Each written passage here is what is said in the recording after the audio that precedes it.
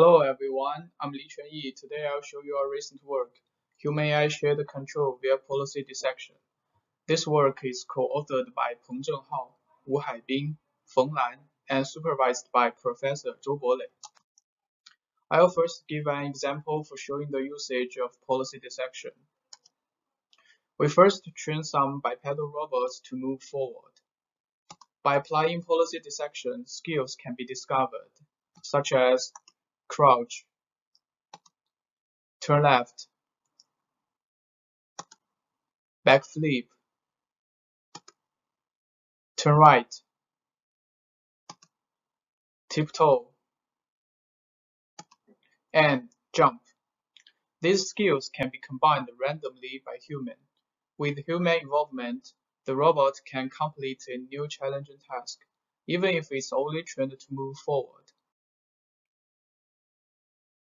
This is a parkour environment, where sidestepping, jumping, crouching are required to arrive at the destination.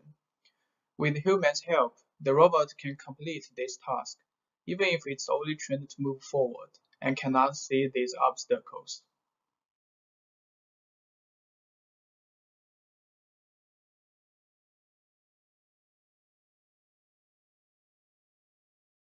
So, how does policy dissection accomplish this? Let's take a look at a neuroscience study at first. Neuroscientists found that applying electrical stimulation to monkey brains can produce movement to stereotyped postures, depending on the location of the stimulation. Stimulation of site 1 causes the monkey to bring its arm in front of its eyes, regardless of the starting location of the arm. Stimulation of site 2 causes the monkey to bring its arm to its mouth and open the mouth, as if it was bringing a piece of food to its mouth.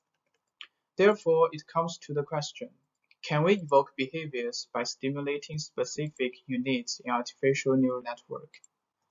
The answer is yes. By activating different units, the bipedal walker can jump and backflip. Now let's take a look at the concrete procedure of policy dissection. We first roll out a well-trained agent for several episodes, and record the changing of its kinematic attributes and neural activities. Then we apply frequency matching to the kinematic data and the neural activation data. Time series in similar frequency are painted in the same color. After that, for each kinematic attribute, we can identify the most related neuron, which are further called motor primitives. By activating motor primitives, now we can change the kinematic attributes and evoke different behaviors by human. For example, we can activate angular velocity-related neurons to make it spin, and activate velocity-related neurons to make it stop, move down, and move up.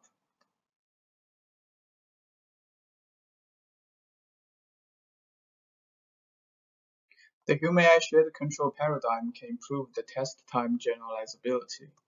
This robot is trained to move forward as fast as possible. But when deploying it into a new test environment with obstacles, it fails due to the lack of extensive sensors and cannot change the moving direction.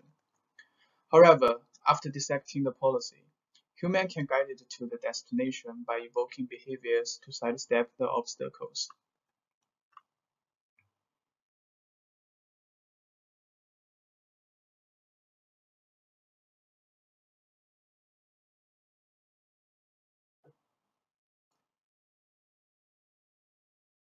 AI shared control system on autonomous vehicles.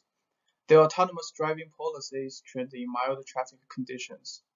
It will collide with other vehicles and obstacles in a new dense traffic situation. While with humans' involvement, it can overcome these challenges and arrive at the destination safely.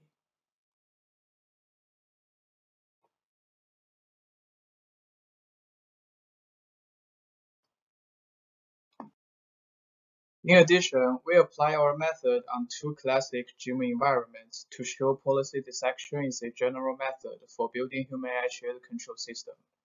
The code, demo video, and paper can be found on our website. Hope you enjoy this work. Thank you.